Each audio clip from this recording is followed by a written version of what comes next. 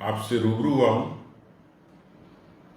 सामान्य तौर पर नहीं लेकिन एक ऐसे मसले और मुद्दे को लेकर जिसने केवल सियासी तौर पर नहीं एक आम आदमी की तरह मन को उद्वेलित किया है।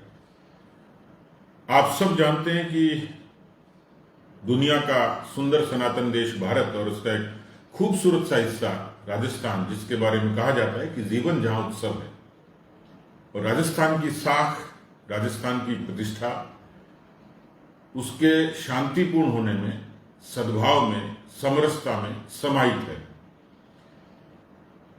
मित्रों, मैं एक सियासी पार्टी का कार्यकर्ता और मुख्य कार्यकर्ता हूं इसलिए नहीं, मैं एक प्रतिपक्षी दल का अध्यक्ष हूं इसलिए नहीं, लेकिन जिस राजस्थान के बारे में परंपरा, संस्कृति, आचार विचार, भाईचारा, इस पर शायद कदाचित किसी की नजर लग गई, और ये नजर जादूगर की लगी है। किसी और की लगी होती तो शायद यकीन नहीं होता। वही जादूगर जो गुजरात में जाकर राजस्थान मॉडल की बात करते हैं। कौन सा मॉडल? 2018 में चुनाव होते हैं, जन घोषणा पत्र जारी होता है, उसमें एक भरोसा दिलाया जाता है, वादा किया जाता है, विश्वास दिलाया जाता है कि जन सुरक्षा देंगे, महिलाओं को ज्यादा सुरक्षित रखेंगे, उनकी सुरक्षा का हम पूरा ख्याल रखेंगे, पुलिस को आधुनिक बनाएंगे, संसाधनों से लैस करेंगे, वगैरह वगैरह। खैर, बड़ी लंबी बात है, क्योंकि वो इन्होंने उस जन घोषणा पत्र को कहीं बाइबिल कहा। जन घोषणा पत्र की कितनी बातें होती हैं, कितनी कागज से धरातल पर उतरी, मैं उस पर नहीं जाता। मित्रों, आज के इस लोकतंत्र में और शासन व्यवस्था में यदि किसी प्रदेश की तरक्की का कोई कारक है, बहुत सारे पैमाने और बहुत सारे मापदंड हैं। कहीं आर्थिक रूप से, कहीं जनसंख्या के आंकड़ों के अनुपात में, कहीं उसकी भौगोलिक, सामाजिक, संसाधन, इन तमाम बातों का उसमें समायोजन होता है। लेकिन यदि आज के युग में, इस भौतिक युग में, क्योंकि वो समय चला गया कि जब लोग घरों के दरवाजे नहीं रखते थे, चोरियां नहीं होती थी, समय बदल गया, अपराध सब जगह होता होगा, समाज उसकी विकृति भी एक कारक होता होगा, लेकिन कानून व्यवस्था ये सबसे पहला कारक है। किसी प्रदेश में सुख शांति होगी तो वहां आर्थिक तरक्की भी होगी, निवेश भी आएगा, पर्यटन को बढ़ावा मिलेगा, वहां के नागरिक यदि खुशहाल होंगे, उनका हैप्पी इंडेक्स बढ़ेगा, तो वहां बाकी कारक भी प्रभावित होंगे, शिक्षा जैसा मसला भी। और इसलिए कुल मिलाकर सबसे पहला कारक आज मैं मानता हूं इस भौतिक युग में, इस नई शासन व्यवस्था में, इस लोकतंत्र में, कि कानून व्यवस्था, अपराध पर नियंत्रण, और ये सबसे बड़ा कारक है। लेकिन मित्रों, जन सुरक्षा का भरोसा देने वाली वही अशोक गहलोत की सरकार जो जन घोषणा पत्र में ये वायदा करती है। 1351 दिन हो गए मित्रों। उन 1351 दिन में 7,97,643 मुकदमे ये अपने आप में इस बात की बानगी कहते हैं। ये मुख्यमंत्री की नजर में 47% फेक हैं। जो मुकदमे दर्ज होते हैं उसका लॉजिक ये दिया जाता है कि हमने एफआईआर फ्री कर दी, आप जाइए एसपी के यहां रजिस्टर कीजिए, और वो परिवार के रूप में दर्ज होता होता एफआईआर के रूप में तब्दील हो जाएगा।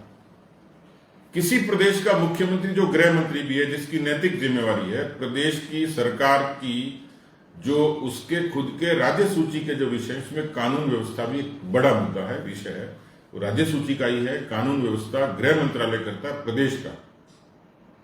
लेकिन गृह मंत्रालय के राजस्थान के कानून व्यवस्था को ठीक करने की बानगी जो मैं आज आपके समक्ष आया, कि राजस्थान का मॉडल गुजरात में कहा जाता है, कौन सा? दुष्कर्म में नंबर 1, भ्रष्टाचार में नंबर 1, महंगाई में नंबर 1, डीजल पेट्रोल की वृद्धि में 1, बेरोजगारी में 1, साइबर क्राइम में नंबर 1, और बिजली की महंगाई में नंबर 1। खैर, बाकी मुद्दे छोड़िए, मैं तो आज अपराध की बात करूंगा। लेकिन नेशनल क्राइम रिकॉर्ड ब्यूरो, मैं यदि कहीं सियासी आरोप लगाता तो शायद मैं गलत होता, लेकिन नेशनल क्राइम रिकॉर्ड ब्यूरो जो कहता है वो चौंकाने वाली बात है, क्योंकि हम उस सभ्य देश के प्रदेश के नागरिक हैं, जहां महिलाओं की सुरक्षा को घर की चारदीवारी से लेकर किसी बस्ती तक और बस्ती से आगे भी कहीं किसी गांव तक उसको एक ऐसा संरक्षण मिलता था, उसकी सुरक्षा, स्वाभिमान और सम्मान को आंच नहीं आती थी।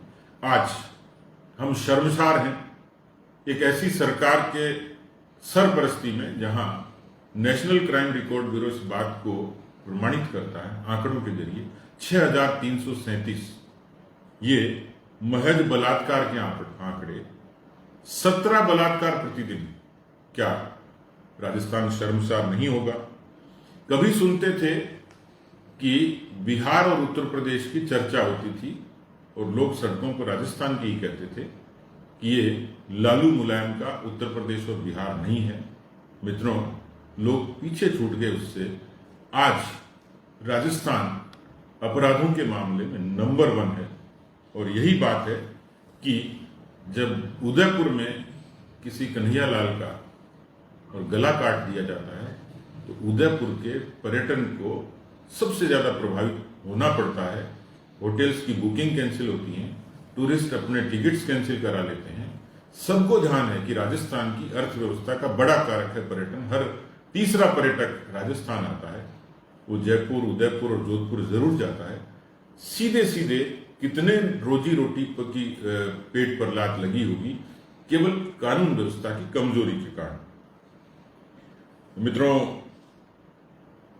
आप सब जानते हैं कि पिछले दिनों एक सुनते थे डकैती, लूटपाट, इसके बड़े विचित्र आंकड़े हैं, लेकिन 12 करोड़ की डकैती मित्रों हमने नहीं सुनी। आपने वीडियो देखा होगा, वो किसी विज्ञापन का हिस्सा नहीं था, कोई टेलीफिल्म नहीं थी, वो वास्तविक फिल्म थी कि 12 करोड़ की लूट और जयपुर में किसी व्यापारी के घर में 60 लाख की लूट, वो भी 8 बजे। कल्पना नहीं होती। मुझे लगता है कई बार जब बेरोजगार और नौजवान अपनी मांगों के लिए, बेरोजगारी के लिए सड़कों पर उतरते हैं तो पुलिस प्रशासन, गहलोत की सरकार कोई कोताही नहीं बरतती और कई बार लगता है कि यही संख्या बल यदि अपराधों के नियंत्रण में होता, ये लाठियां यदि वहां चलती तो शायद कहीं कानून व्यवस्था पर लोगों का भरोसा बढ़ता। एक पक्ष है आर्थिक अपराधों का राजस्थान में, उसमें भी पीछे नहीं है। खुश होने की बात नहीं, लेकिन तकलीफ की बात है कि इकोनॉमिक क्राइम 69,205 यानी 16.1% की बढ़ोतरी। बच्चों के प्रति हम बहुत आसक्त होते हैं, उनको बहुत प्रेम करते हैं, हमारी धरोहर है, लेकिन बच्चों को भी इस कानून व्यवस्था की त्रासदी ने बख्शा नहीं। 7,653 मुकदमे, 7,653 अपराध, यानी बढ़ोतरी 27% की। नेशनल क्राइम रिकॉर्ड ब्यूरो ही इसको प्रमाणित करता है। मित्रों, अनुसूचित जाति जो एक अहम हिस्सा है समाज का, वो स्तंभ है जो अपने परिश्रम से समाज की सेवा करता है। उस समाज के प्रति 7,524 2021 के आंकड़े 61.6% की बढ़ोतरी, 61.6%। अनुसूचित जनजाति समाज, कितनी विडंबना है कि देश में एक तरफ एक अनुसूचित जनजाति की सामान्य महिला देश की राष्ट्रपति बनती है और राजस्थान तोहफा क्या देता है, उनका स्वागत कैसे करता है? 2121 ये अपराध और 23% की बढ़ोतरी। मित्रों, मैं वापस महिलाओं के मुद्दों पर आता हूं, जिसमें अबडक्शन की जो घटनाएं हैं वो 25.85%, ये 21 का आंकड़ा है, और एट्रोसिटीज हैं वो 17%। आप कल्पना नहीं करेंगे मित्रों कि किस तरीके से राजस्थान, क्योंकि मुझे लगता है कि आज तक मुख्यमंत्री ने इस तरीके से अपनी नैतिक जिम्मेवारी को कभी पब्लिक डोमेन में स्वीकार नहीं किया। कुतर्क देते रहे।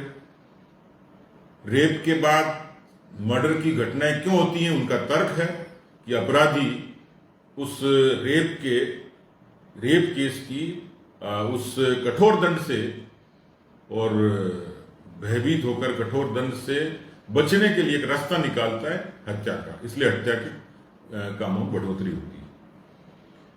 जितनी अभी तक जो मामले दर्ज हुए वो जो जिसका मैंने खुलासा किया, लेकिन मुझे ये कहते हुए अफसोस है कि जिस राजस्थान की साख, जिस राजस्थान की प्रतिष्ठा एक शांतिपूर्ण प्रदेश के रूप में थी, आज उस पर ग्रहण लगा है, उस पर नजर लगी है और ये नजर राजस्थान की तरक्की को लगी है। समय रहते मुझे लगता है कि काफी बीता है, अभी भी वक्त है। गहलोत जी संभल जाइए, संभालिए। ये सियासत बेशक आप है, आप जादू करें, लेकिन कम से कम ऐसा काला जादू राजस्थान की सुरक्षा पर तो मत कीजिए। उन माताओं, बहनों, बेटियों, बच्चियों और उन बच्चों पर तो मत करिए। उस अनुसूचित जाति के गरीब व्यक्ति के सम्मान के साथ मत खेलिए। उस अनुसूचित जनजाति के व्यक्ति को जो जंगल और जमीन के लिए लड़ता है, कम से कम राजस्थान में उस पर तो मेहरबानी कीजिए। जो जन घोषणा पत्र में वायदा किया उसका तो कम से कम सम्मान कीजिए। मुझे लगता है कि अब पानी सर से ऊपर गुजर गया। राजस्थान की जनता, क्योंकि कल की घटना थी, एक लंबी फहरिस्त है। जो चिंता मुझे सबसे ज्यादा है, एक जिम्मेवार राजनीतिक दल के रूप में पंजाब से लेकर और ठेठ बाड़मेर तक एक कॉरिडोर है नौजवानों को नशे की गिरफ्त में लेना। नशे का इतना बड़ा कारोबार जिसने कल घड़साना में एक वकील को आत्महत्या पर मजबूर होना पड़ा। क्यों? क्योंकि उसने नशे के खिलाफ एक मुहिम चलाई थी और उस मुहिम में उस पर इतना दबाव था पुलिस प्रशासन का कि उसको आखिरकार आत्महत्या करनी पड़ी। ये वानगी है। लेकिन आपकी किसान कर्जा माफी के वायदे के कारण कितने किसान अवसाद में चले गए, कितने किसानों ने आत्महत्याएं की। रीट की चीट जगजाई है जिसके कारण सरकार दोषी है कि ऐसे अनेक बच्चे जो परीक्षा देने गए, जिनके अरमान टूटे, जिनके सपने टूटे, वो अवसाद में चले गए। कईयों के घरों के चिराग बुझ गए। और इसलिए मित्रों, ऐसा लगता है कि आम आदमी इसकी फिक्र सुरक्षा की मुख्यमंत्री को, गृह मंत्री को कतई नहीं है। कहीं कैसा किस्सा सुना क्या कि कोई बलात्कार का रिपोर्ट देने के लिए कोई महिला थाने में जाती है और वहीं उसी महिला की उसी थाने में बलात्कार की रिपोर्ट देने के बाद वहीं उससे बलात्कार होता है। कहीं नहीं सुना होगा कि एम्बुलेंस के बाहर एक रोती बिलखती कोई महिला, रोटी मांगती महिला, जिसके साथ उसी एम्बुलेंस में बलात्कार होता होगा। थानागाजी की उस गैंगरेप की घटना से अलवर की निर्भया तक कितनी लंबी फहरिस्त है। सर शर्म से झुक जाता है, लेकिन सरकार के कान तक जू नहीं रहती।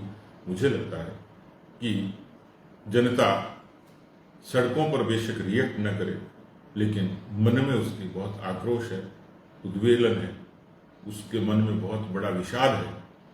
ये मैं सियासी तौर पर 2023 के लिए नहीं कहता, लेकिन जिंदा कौमें 5 साल इंतजार नहीं करती। जिस तरीके की राजस्थान में अपराध की घटनाओं ने राजस्थान के जनमानस को उद्वेलित किया है, वो एक न एक दिन भले ही ईवीएम में क्रांति का कारण बनेगा, लेकिन उससे पहले भी मुझे राजस्थान के नौजवान, मुझे राजस्थान की वो नारी शक्ति सुन जरूर रही होगी कि कहीं ना कहीं प्रतिकार के रूप में आगे आना ही होगा। बहुत बहुत धन्यवाद।